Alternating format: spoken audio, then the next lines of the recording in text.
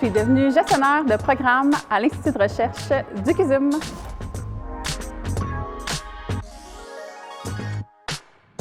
J'ai quand même choisi de faire un doctorat, même si je savais que je ne voulais pas devenir prof. Je ne savais pas exactement qu'est-ce que j'allais devenir, mais je savais que j'avais envie d'évoluer dans le domaine de la recherche. J'ai commencé à faire des stages en laboratoire de recherche pendant mon baccalauréat. C'était vraiment un environnement super vivant, super dynamique, puis j'avais pas envie d'arrêter là. Je savais que je voulais continuer à me développer dans ce genre d'environnement-là. C'était tellement vivant, je me sentais tellement reconnue. Donc, j'ai commencé une maîtrise, que j'ai fait un passage au doctorat, puis c'est comme ça que je me suis rendue à faire un doctorat. Je dirais pas que ça a été difficile de trouver un emploi après mon doctorat. Quand j'étais en recherche d'emploi, il y avait quand même plusieurs options là, qui correspondaient à ce que je recherchais comme type d'emploi. Je dirais aussi que j'ai été chanceuse que le poste actuel que j'ai était disponible au moment de mes recherches, là, mais il y avait quand même plusieurs options là, qui s'offraient à moi. Donc, je dirais que non, pas difficile. Les compétences transversales, c'est ce qui nous rend uniques sur le marché du travail.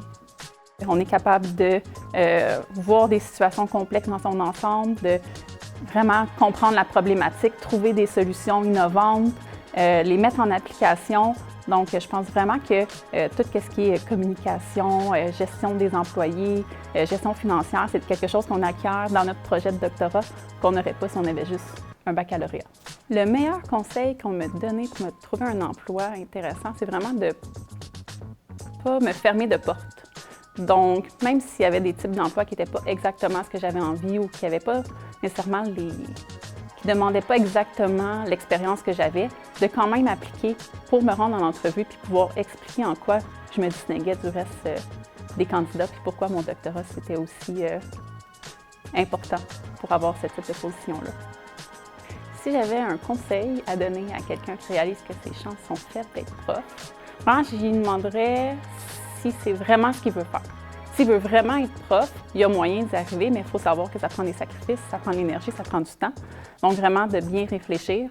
Après ça, je pense que je lui dirais qu'il y en a d'autres des options. Il y en a d'autres des options, puis souvent, on n'est pas mis en relation avec ces options-là quand on est au doctorat. Donc, peut-être d'aller voir le service de carrière de l'université. Moi, en tout cas, ça m'a vraiment beaucoup aidé. Donc, pour comprendre qu'est-ce que j'avais développé au doctorat comme compétences. Ultimement, qu'est-ce que ça donne d'avoir un doctorat si je ne suis pas prof?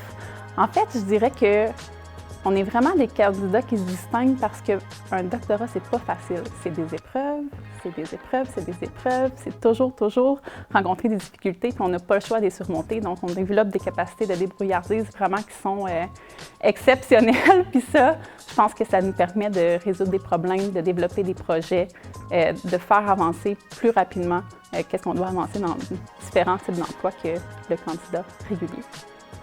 En fait, moi, ce que j'aurais aimé savoir quand je faisais mon doctorat, c'est qu'il y avait des options autres que de travailler dans un laboratoire puis qu'être chercheur. Oui, je savais que je ne voulais pas devenir professeur, mais je n'avais pas nécessairement conscience de ce que c'était les autres options.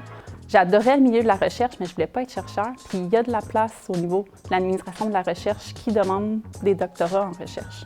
Qu'est-ce que tu n'apprends pas à l'université? C'est, exemple, comment gérer des employés, comment gérer un budget, comment gérer un échéancier complexe. Ça, c'est toutes des choses qu'on n'apprend pas à l'université puis qu'on apprend une fois qu'on est dans le milieu du travail. Je pense aussi que les aptitudes développées au doctorat, c'est justement ce qui nous permet d'acquérir ces compétences-là plus vite une fois qu'on est dans le milieu du travail. Qu'est-ce qui me sert encore aujourd'hui que j'ai appris à l'université? C'est vraiment mon esprit critique. Donc, tout le long de mes études, on apprend à développer notre esprit critique, à bien analyser les différentes sources scientifiques, à nuancer, à savoir les limitations. Puis ça, c'est quelque chose qu'on utilise dans la vie de tous les jours, au niveau personnel, mais surtout au niveau professionnel. Fait que je pense que c'est aussi quelque chose qui nous distingue. J'ai l'impression que les gens nous perçoivent comme si on était juste des scientifiques qui sont bons en sciences, mais on est des êtres créatifs, on est des êtres vraiment qui sont capables d'innover, d'aller plus loin. Puis ça, c'est quelque chose que souvent on ne perçoit pas chez nous, mais on l'est pas mal tous, à mon avis. Moi, je trouve mon équilibre au travail, entre le travail et la famille, en mettant mes limites, en établissant mes limites. Donc, je fais du 9 à 5, je suis disponible de 9 à 5, je ne suis pas disponible après, je ne suis pas disponible avant.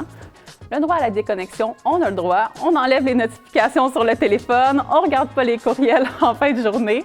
Qu'est-ce que j'écoute en ce moment? Des comptines d'enfants, Je lis des livres sur l'éducation des enfants. C'est pas mal ce que j'ai le temps de faire dans mon temps personnel présentement. Bien là, je m'en vais passer des entrevues pour mon remplacement de congé de maternité.